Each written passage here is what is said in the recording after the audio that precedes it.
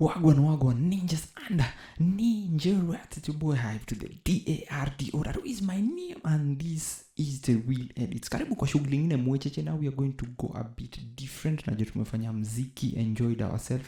Sasa hii kuna story nyingine hapa. Unajua nilikuwa TikTok niko na Bulanda Buddha. Skia lightning. Nikacheki Bulanda akibonga kuhusu an expose imefanywa. I looked for it, I never found it. But sasa funny thing, as I was scrolling through my nikopatana na now I want us to check it out tuone. Cause nasikia ni expose ya jeshi yenye okay, it's an expose done by Citizen TV, sindio? So it's they are talking about Exposé reveals network sending Kenyans to Ukraine, sindio? Dash Russia conflict. So anyway, interesting that wamefanya Exposé because pia zinataka kujua rada ni gani. And tujue kunaendaje bana. And tujue why this is happening ndio pia sisi tujue rada ni gani ama ni aje. So and we want to stay on that story tonight. Hundreds of Kenyans have been lured to the ongoing Ukraine-Russian war, leaving families in distress following reports of deaths in the battlefields. Since Citizen TV first exposed the story, many families have come out to look for answers. But months later, the government is yet to tell Kenyans what really transpired, apart from one suspect who was arrested and taken to court. Tonight, we expose the inside networks, how government officials from the Department of Defense, Immigration, DCI, and the Ministry of Labor have been aiding the export of Kenyans to the Russian war. Yo, that's crazy, man. My fans, more like community. Community. History ya Russia. What's your feeling on it? Hey, nataka mtu mnikomenti hapo chini, you tell me what's your feeling on it, cause government ilikuja ikasema they don't know, they have no idea how people are going there, but visas are being given to these people, right? And I believe embassy inajua kama Mkenya akitoka huku or Mkenya akitravel kwingine, si ndio? They always know, cause I believe they do know when someone is leaving and where you're going. Na hizi visa zinapeano. So how comes walikuwa wanasema that they don't know? So I believe I hope this need to expose, and it will show their pictures and mention their names, because this is crazy, man. Because I saw Malcolm doing a video where bodies were being loaded. Alikuwa anasema those are bodies being loaded to trucks zenye zimekufa kwa watu wenye wamekufa kwa hiyo war. So zilikuwa zinachangiwa. Lakini pia ilikuwa interesting because watu walikuwa wamevaa hazmasks, like those protective gear. So I don't know, hatuwezi jua kama hizo zilikuwa animals or they were bodies, but alikuwa anasema zilikuwa bodies. So zilikuwa bodies za Russia zinachukuliwa na Russia, baza wa Kenya nasikia alikuwa anasema ati zinaenda zinaekwa nini ndio nyama zitaka. Lakini unajua Malcolm anajua kuongeza chumvi kwa story zake, but anyway, crazy. Here is Citizen TV's investigative reporter Ode Francis on tonight's special feature, The Russian Syndicate. The Russian Syndicate. On October 11th, 2025, an investigation... Simba hapa manipicha Simba jo. Kuna Simba imelala hapa nipicha Simba. On October 11th, 2025, an investigation by Citizen TV exposed a syndicate many Kenyans would hardly believe. Nilitoka na tourist visa. Nikiambiwa nikifika huko natafutiwa kazi. Young men. So mjamaa alitoka na tourist visa. Alafu akifika Russia anaenda kutafutiwa kazi. Tourist visa. So acha kwanza niulize. Kama ulienda ukarealize kazi huko ni jeshi. Okay, huyu ni kali rudi. Were being recruited and flown to Russia, not for jobs, not for studies, but to fight as soldiers in the ongoing war against Ukraine. What began as a shocking revelation has since unfolded into a trail of anguish. For months, we have continued to document the pain. The unanswered questions and the growing fear that more Kenyans would be trapped in a war far from home. The government has remained largely silent, issuing brief, careful worded statement offering little clarity about the network behind the recruitment.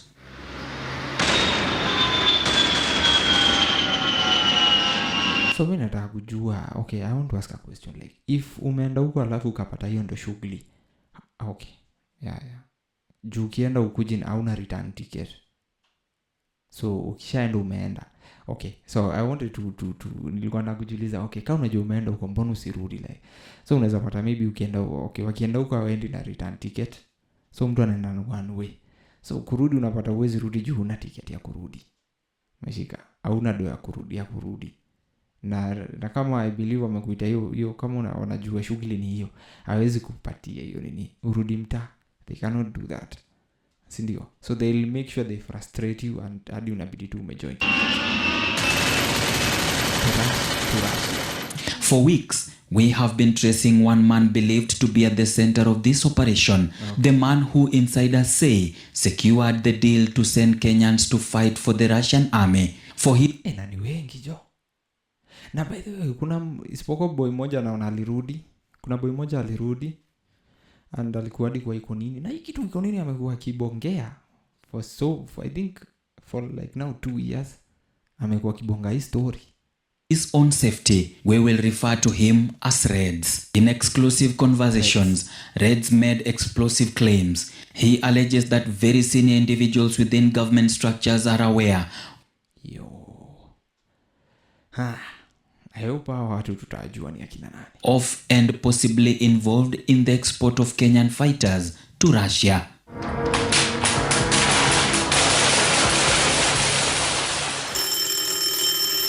It all began with a phone call in December 2024. On the other end of the line, a Russian national who introduced himself as Mike, a man we have now established to be Mikhail Lyapin. Investigation showed Lyapin was operating in Kenya and was in a company of another Russian national. Hii mambo ya Russia jo imekuwa, si ule Mrusia akakuja take advantage ya wanawake. Okay, he didn't take advantage of them, but he was just filming that without their consent. So I don't know. Identified as Dimitri, a man said to have links with the Kenyan embassy. Okay. Their pitch was direct. Recruit young Kenyan men, facilitate their travel to Russia, okay, and deploy them into the Russian army. So kama umefacilitatiwa transport kila kitu, so obvious I believe umepewa tu one way ticket.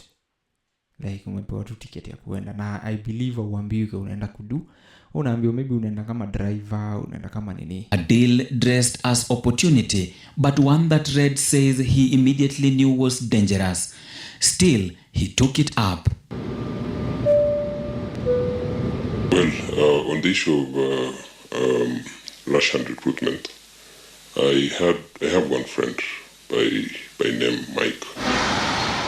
According to our findings, Reds began reaching out to contacts within Kenya security establishment. His search led him to a senior officer at the DOD headquarters. The opportunity was they needed to recruit trained ex-military personnel who can join the Russian army.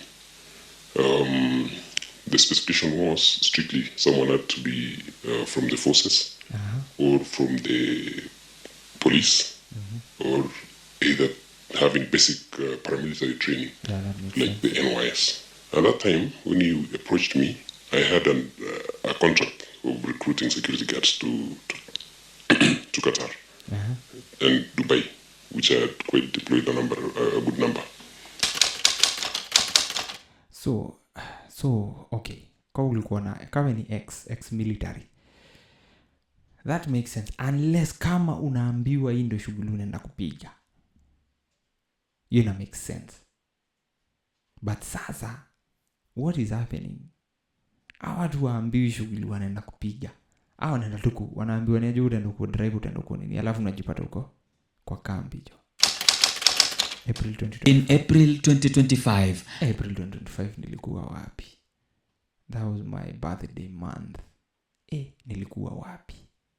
Reds convened a meeting at a popular entertainment joint along Mombasa Road where they presented details of the Russian deal, an arrangement the army brigadier promptly accepted. When he asked me about that, I told him the best thing I could do is to find some friends from the defense forces and ask them how that can be done. So I approached a few friends in the Department of Defense, and they told me it was something possible. They could give it a trial. One of the friends that I actually went to ask, the first guy, he told me that's a deal. Yeah, ni biashara hiyo letter. So I linked them with the guy, with the Russian guy. Then Reds relayed positive feedback to Russian Mike, informing him that the army brigadier had agreed to join the deal. The next Akamutu kanaka tu yani kanitu yani. Akamutu kanaka tu yani hivi jo. Kanaka kangoja lolo fulani tu kanyangula lu stu fulani jo. Sasa kangula lo kanaka kangula lo tu fulani tu yani. Akaika mtu yani intimidating kana kangula lo tu fulani tu. Next individual they contacted was another high-ranking akani kangula lo tu fulani. Kangula lo tu akamjama. Kana tu kangula lo tu fulani to join the deal. The next individual they contacted was another high-ranking officer at the DCI headquarters. Sawa. Sasa DCI kwa hesabu. The DCI officer also quickly accepted the deal. Bali penye kuna pesa watu wezi kataa. Ni pesa haraka. At this point, but for at the expense of very very Kenyans, very gullible Kenyans, and wenye pia hawajui what they are getting themselves into. The Russian deal had secured the endorsement of high-ranking officers at the DOD and at DCI headquarters. Reds returned feedback to Mike saying that both had accepted the deal. The next connection to cover up the syndicate was top Ministry of Labor officials who were the link to the... So hizi tumetoka kwa DOD, Ministry of Defense. Tumekuja kwa DCI. Sasa tuko kwa Ministry of Labor. Na walikuwa wanatuambia juu shughuli. Uwezi niambia. Travel and Labor Export Agencies and the Association of Skilled Migrants Agencies of Kenya, ASMAC chairman Francis Wahome was... Association of Skilled Migrants Agency, ASMAC. Sikuwa najua kuna kitu kama hii. Pia alikuwa involved. Looked in and endorsed the deal. The Immigration Department was the next government agency. So wali embrace deal ya kupeleka watu wende wapigane vita ya Russia. So they knew ni vita ya Russia wanapeleka watu. It's not story ya nini. Story ya nini. To be drawn into the syndicate. So hawa watu kuna mwenye alidanganywa kwa hawa watu wote. From DOD to DCI to Ministry of Labor to your organization ya ASMAC. Kila mtu alikuwa anajua ni watu wanatakikana ni watu wanaenda Russia kupigana. Lakini wanataka ex-military. So hao wenye walichukuliwa walikuwa ex-military ama ex-police cause one of the guy alikuwa security guard Qatar akajipata huko. He died. You're crazy. Officials were the first to reach an agreement with the Russian operative Mikhail. Their role in the deal was straightforward: to turn mnajua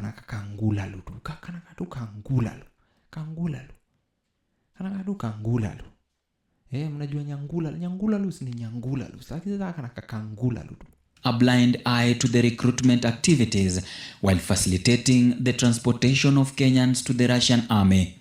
Citizen TV has established that bribe package for the syndicate was structured by individual labor officials. 5k per person, DCI officers at the airport, 20k per person. Na immigration officials, 50k per person. Damn. Tengeneza pake. Transported to Russia. Tengeneza pake. Tengeneza pake. Si ati nini. So kila mtu mwenye anaenda, hiyo ni 5,000. Labor officials received 5,000 shillings per person. DCI officer at the airport received 20,000 shillings per person. And immigration officers received a staggering 50,000 shillings per person. This is the message that those who wanted to travel to Russia received upon inquiry. It read age between 21 to 47 years with... So hizi message zinasema nini? Willingness to work in the army, understanding all the risks. Job description, soldiers at the army in Ministry of Defense of Russia. The contract, so so mwenye alitextiwa. So main criteria, so hizi ni zile, okay, so okay, watu walienda. So walikuwa wameambiwa. So they were told. Like main criteria, physically fit, willingness to work in the army, understanding all the risks. So everybody was given the nini. So contract ilikuwa hivi. Agency service fees, you will need to pay. Damn. Kuwa serious. So main criteria, age 21 to 47, no diseases, physically fit, willingness to work in the army. So this one was in the contract. So unaambiwa. So unatumia message unaambiwa. Job soldier at the army in the Ministry of contract duration 1 year. Condition approximately one time bonus 1.6 million in total. Agency services fee you will need to pay after receiving the first part of bonus 650,000 includes airplane tickets. Damn, 650k. You're doing salary from 280 per month. Scalable. Ngoja. Yani these ninjas, they knew what they were getting people into, and they still utaletaje Mkenya? How will you allow, hata kama watu wanataka job, how will you allow Mkenya ndiye apigane vita ya Russia? Vita haituhusu sisi hata kidogo. The no diseases, physically fit and willing to work in the army, understanding the risk of the job of a soldier in the army in the Ministry of Defense of Russia on a contract basis on a period of 1 year. Conditions of the offer were a one-time bonus of 1.6 million shillings, agency services fee of 650,000. 615 pesa mingi sana. Airplane ticket, visa, transportation, accommodation, food, and full support till successful enrollment. Shillings, which included airplane tickets, visa, transport, accommodation, food, and full support till successful employment. The job had a monthly salary of 280,000 scalable. So all the documentation, the visas, the air tickets, the invitation letters, and everything were fully arranged by Mike. Yeah. So what was basically happening from our side, various agents and various people, was just a referral. You make a referral to this guy does all the other processes until someone travels. We sampled over 10 text WhatsApp messages of this nature, and all recipients of these messages acknowledged the risk and replied by being ready and willing to... So watu walikuwa ready kwa kupigana. Enyewe ndio sasa ndio nini za kusota man. Watu wamesota buda, watu wanataka do. Serikali inakipeleka juzi Talanta imelose 11 billion. Billion, it's not accounted for. Sasa nasikia 2025-26 state rishamaliza budget yao 11 billion. Pa event wanatumia 123 million. Sijui on food. Yo, that's crazy. So I think sijui controller of sijui watu wa nini, sijui wa state amesema they need more money. For bullshit tu ingine jisai ona Kenya people have to go through. Unaona Kenya people have to go through. Because I believe hata kama ingekuwa mimi hiyo time, I thank God that square area hiyo time. Aka ingekuwa mimi, I believe hata mimi ningeenda. But lakini nani atakubali anajua what, lakini personal sidhani kama ningeenda. Nikijua vita inapigana Ukraine, because obvious this is why they were being recruited, you know.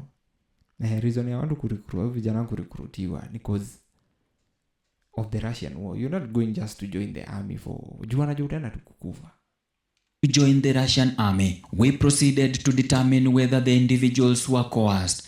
The videos shared with the recruiter followed a standardized format in which participants acknowledged the risks involved in joining the Russian army. So okay. We collected more than 15 videos, all recorded by Kenyans who voluntarily chose to travel. I want to get a job in the Russian army. Ex-Kenyan police. So next. I want to get this job in Russian army. Ex-KDF. So ilikuwa understand the risks of working with the army. That's all I've been passionate to serve the military. So ni ex. So walikuwa my ex. Okay. All my life. I am At least wako na nini ya combat. an ex-KDF police. I understand all the Ni ex-KDF. risks associated with working in the army. I am asking your company to assist me to go through enrollment procedure to join the army of the Ministry of the Defense of Russian Federation. Assist me on how to join the Russian army in the ongoing recruitment. Because they have strong army. So what is my ex? I am asking your company to assist me to go through enrollment procedure. I want to get a job in Russian army. And I understand all the risks. So ni civilian. But they wanted ex. So why is the civilian going? It's associated with the working in the army. A significant number of inexperienced Kenyans were sent to serve on the Russian front line. However, So sinimona ni my ex. One guy ndo nimeona ni civilian. So how did they allow a civilian to go? Na walikuwa wanasema wanataka ex.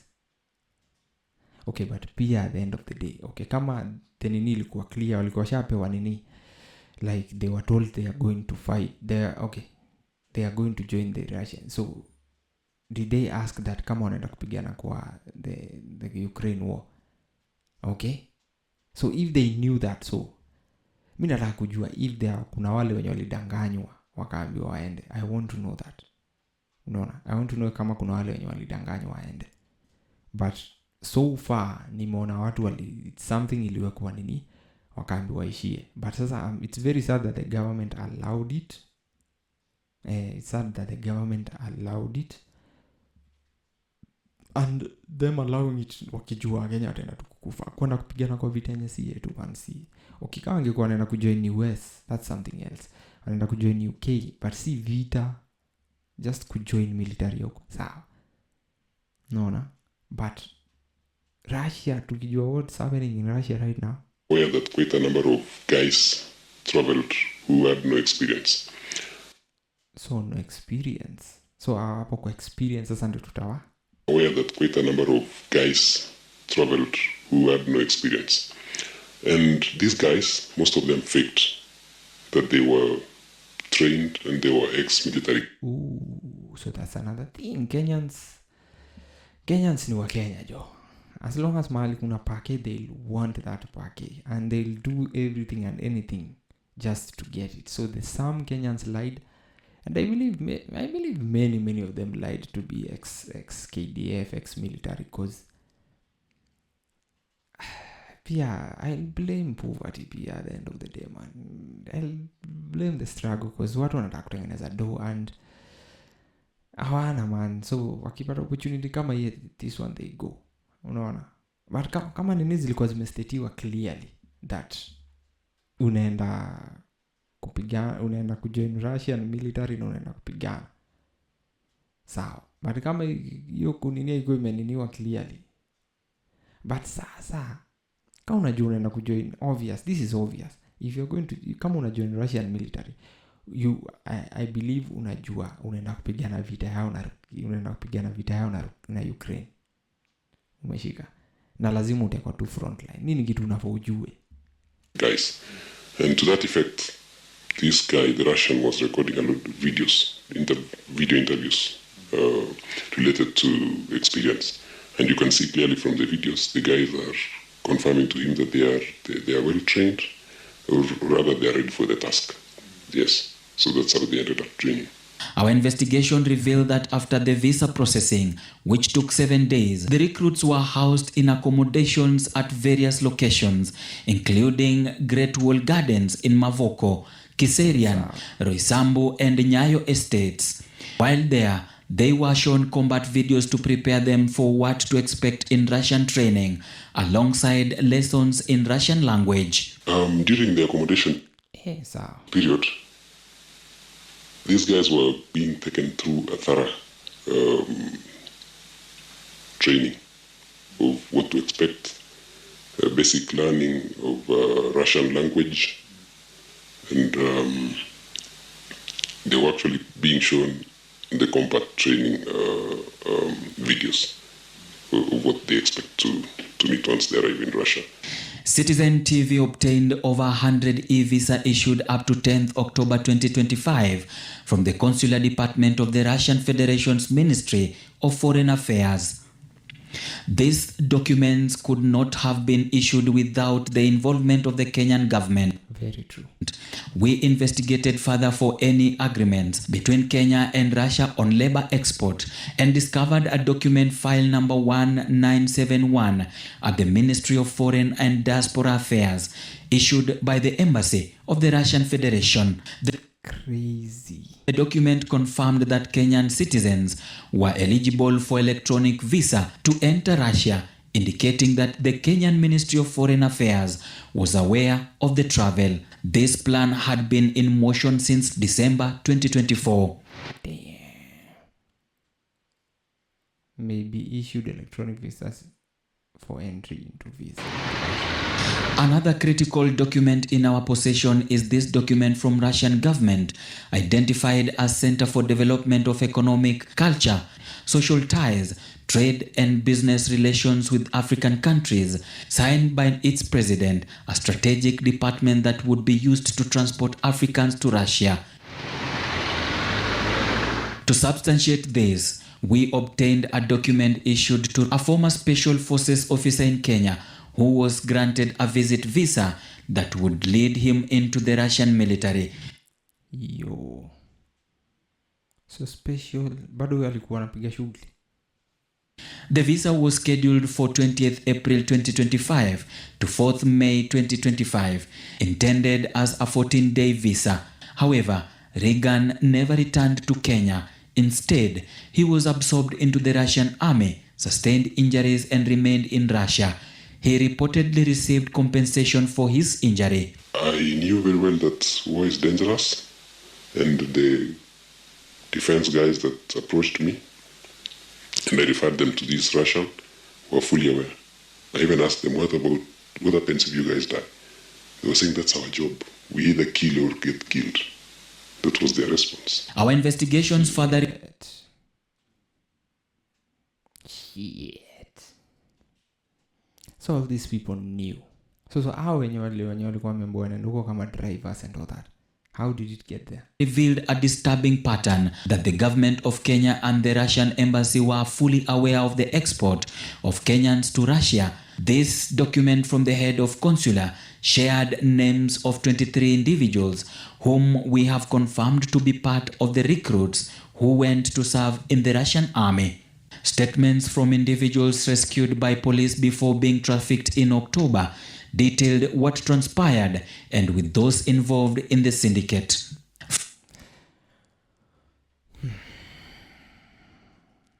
So these people agreed to go, but okay. So polisi waliingilia, ngoja hapo wamesema nini? So walikuwa ende, but confirmed to be part of the recruits who went to serve in the Russian army. Statements from individuals rescued by police before being trafficked in October detailed what transpired and with those involved in the syndicate.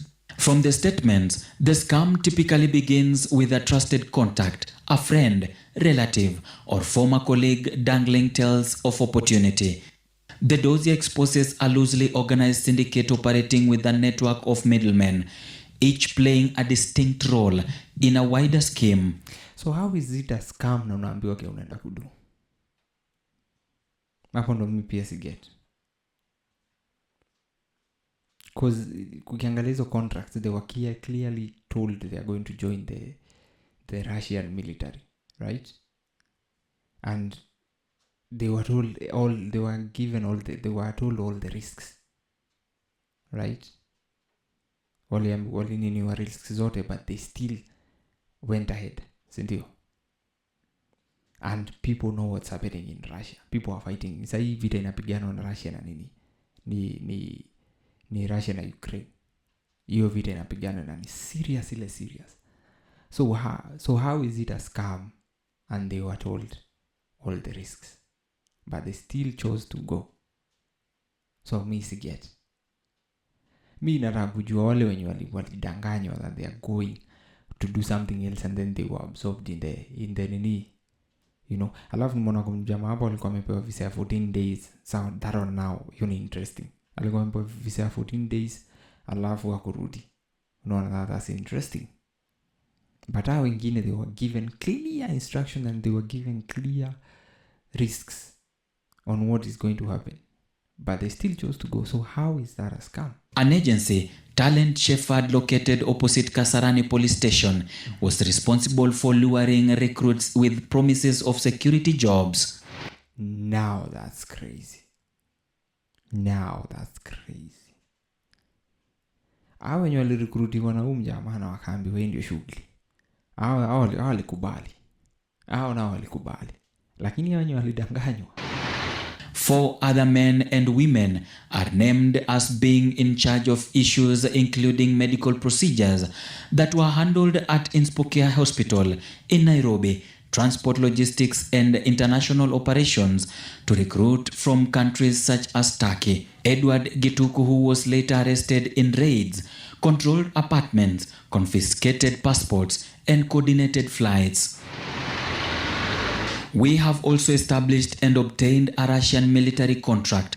It specifies the parties involved, the Russian Federation, represented by the head of specific military units, in this case, Captain A. Arsiat, among the obligation being ensuring the provision of military service to military personnel in accordance with the Article 11 of the Federal. A serviceman serving under contract does not exceed the weekly working hours established by federal and other regulatory legal acts of the Russian Federation in accordance with so serviceman serving under contract does not exceed the weekly working hours. Law number 76 FZ for the duration of military service or payment of monetary provides the employee of a specialized greedy fund, and in the absence of the specified residential premises, the military personnel will be with monetary compensation every day as provided for by the Federation. Compensation from the federal budget. The term of military service or personnel set at 5 years. During a military service conducted by the contract is 5 years, and the God of Professional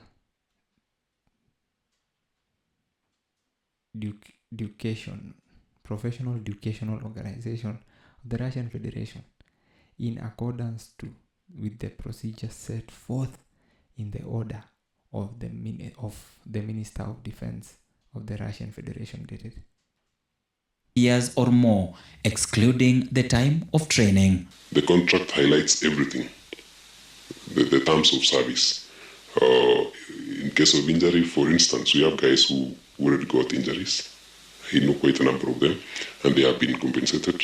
Yeah, we have guys who had some serious injuries, who are hospitalized in various parts of Russia, and they have also been paid. And we also have a scenario whereby someone is deceased or they lose their life during combat operations. The contract also indicates that they get compensated. I don't have the exact figure, but I'm told it's around 13 million Kenyan shillings. We wanted to know who are the receivers of Kenyan recruits in Russia. Investigations landed on this document dated 23rd September 2025 that a flight landed in Moscow. On board, 2 men from Africa, foreign citizens scheduled to report for military service in Russia. Their names, Obori Dennis Bagaka and Magero Jeremiah Orio. Both were expected to arrive at the military service selection point in Yuroslav Unit 2. The letter is clear. It lists their identities, their passports, their flight details, even names the officers responsible for receiving them. Zakipov Zumagat Abdimalikovich and Lieutenant Loskutov Alexander Sergeyevich. This is the address where the recruits were supposed to report. The military service selection point category 2, headed by Major A. Kuznetov, but according to multiple sources, the whereabouts of Ombori and Magero are scanty. 2 men, 2 passports, 1 flight, a paper trail that ends abruptly. Were Ombori, Dennis, Bagaka and Magero Jeremiah Orio lost in bureaucracy, intercepted by another agency, or victims of something darker? Goja. Okay, were they going to be... Goja. Hapo sijaelewa kitu. Umeelewa kitu? Me, I don't know. Hapa kuna kitu sijaelewa about these two guys. So, walikuwa wanaenda kupiga shughuli ya nini ama walikuwa wanaenda kupiga shughuli ya... Landed in Moscow. On board, 2 men from Africa, foreign citizens scheduled to report for military service in Russia. Their names, Obori Dennis Bagaka and Magero Jeremiah Orio. Both were expected to arrive at the military service selection point in Yuroslav Unit 2. The letter is clear. It lists their identities, their passports, their flight details, even names the officer. So walikuwa nafaa kwenda selection kwanza. And then from there, ndio sasa you join.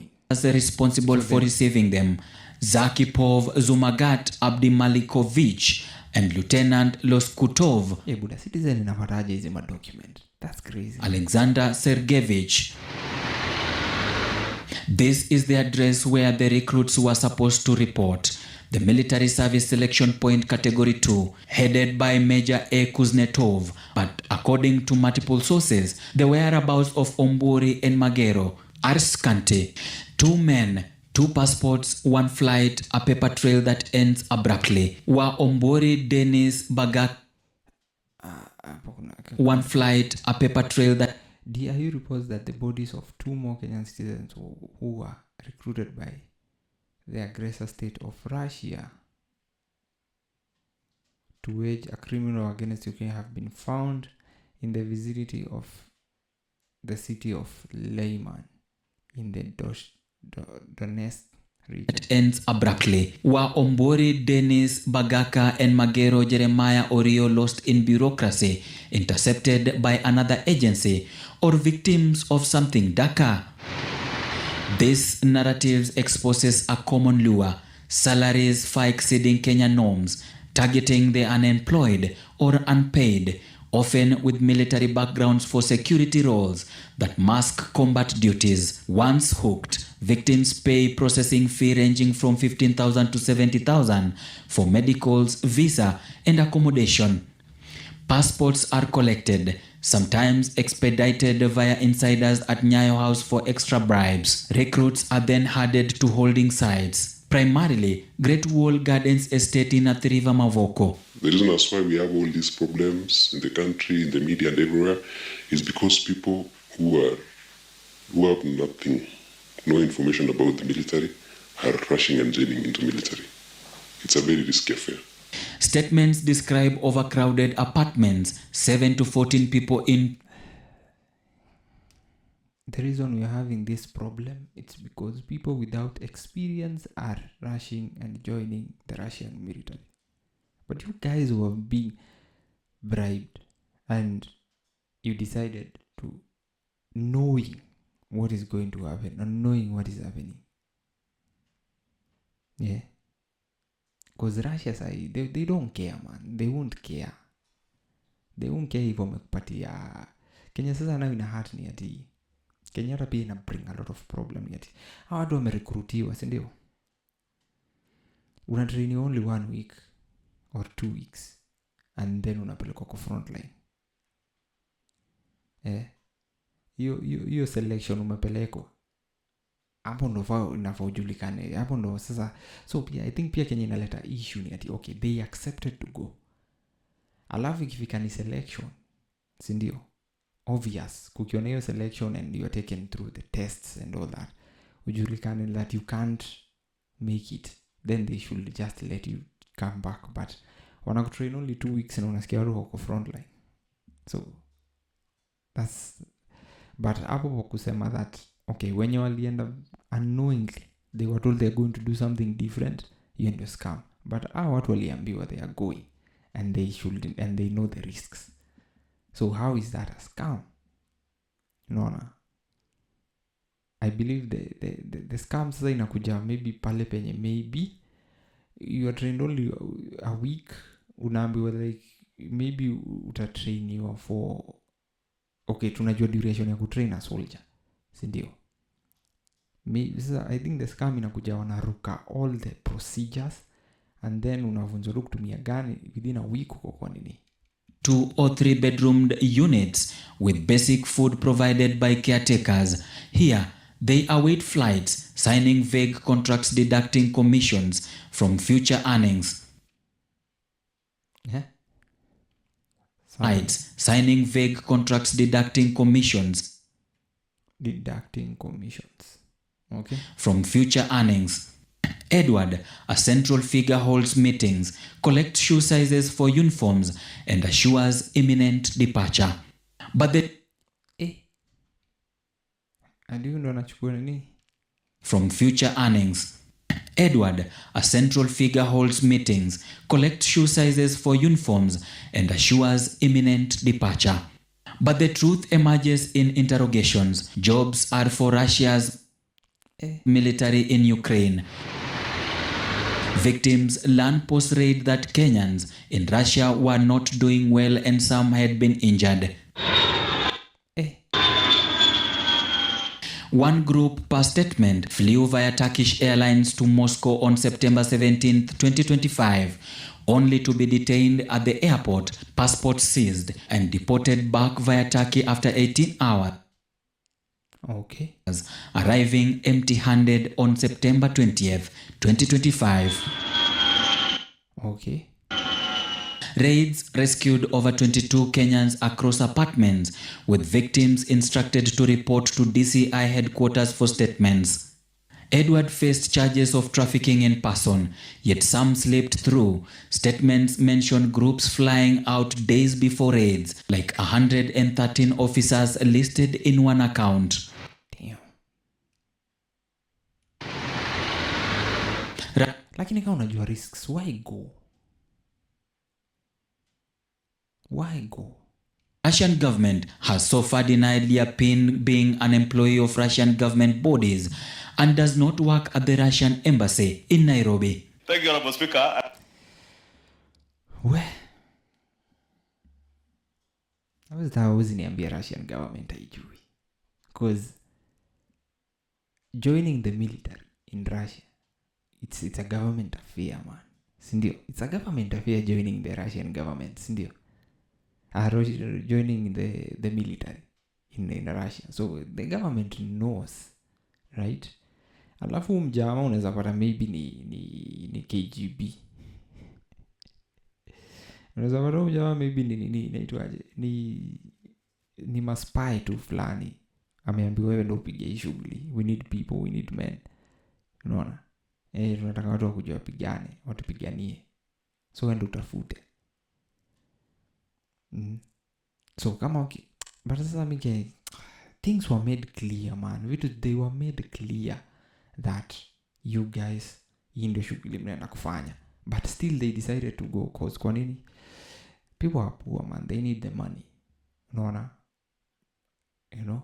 But sasa if they go and if they lied and everything and they went there, so pia the need lies on okay, when you all gonna recruit, did they like make sure that hawa watu wako qualified for this? No. And if they are not qualified, you send them back, right? You send them back. Si kuwapeleka kwa nini? Kwa front lines. Kwa sasa ule mjamaa alikuwa kwa iko nini alikuwa anasema a week, unatrainiwa a week, unapewa gani kila kitu, front line. Sasa hapo ndio story yote inaharibika. Unaona? National Intelligence Report tabled in Parliament discloses that close to 1,000 estimated to be in Russia did not travel from Kenya. So watu walitravel kutoka nje. 39 are hospitalized, 30 have been repatriated, 28 are missing in action, 35 deployed in camps or bases, 89 are on the... Sasa zingine pia Kenya ni shitole man. As much as watu wanataka do na watu watakuwa desperate as much as nini. How does the government even allow this to happen? How does it allow that watu wanatolewa penye wanatolewa alafu wanapelekwa huko? I do know that they were bribed, yani ndo allow, like they should allow, because the government should understand what is happening in Russia. Si safe to take Kenyans. Kama wao wenyewe hawezi peleka jeshi yao, why are we allowing? Unaona, why is the government allowing watu waende huko? Meshika, that's very sad. Now if they knew this, mbona walikuwa wanakataa? Na sasa hii expose that they were being given 5,000, wengine 15 na wengine 20, so that they can allow all this to happen. Yani the front line, one is detained and one has completed the contract.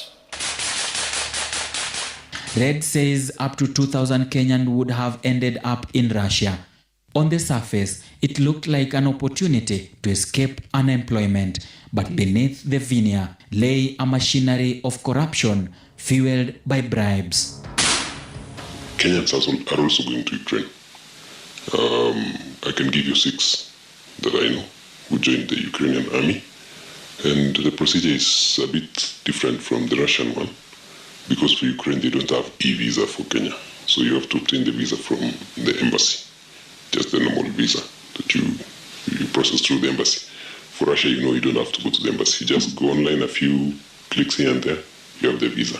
The scandal exposes more than just corruption.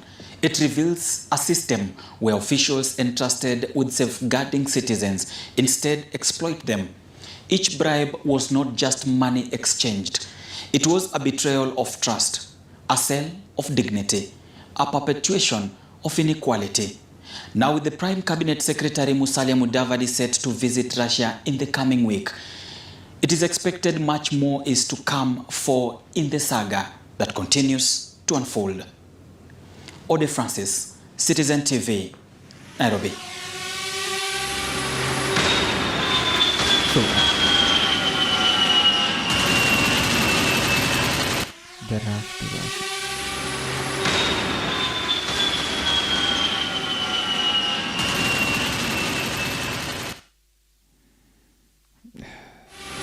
Okay. So personally nilikuwa ndani like kutakuwa na ile nini ya inaitwaje, that people were lied to.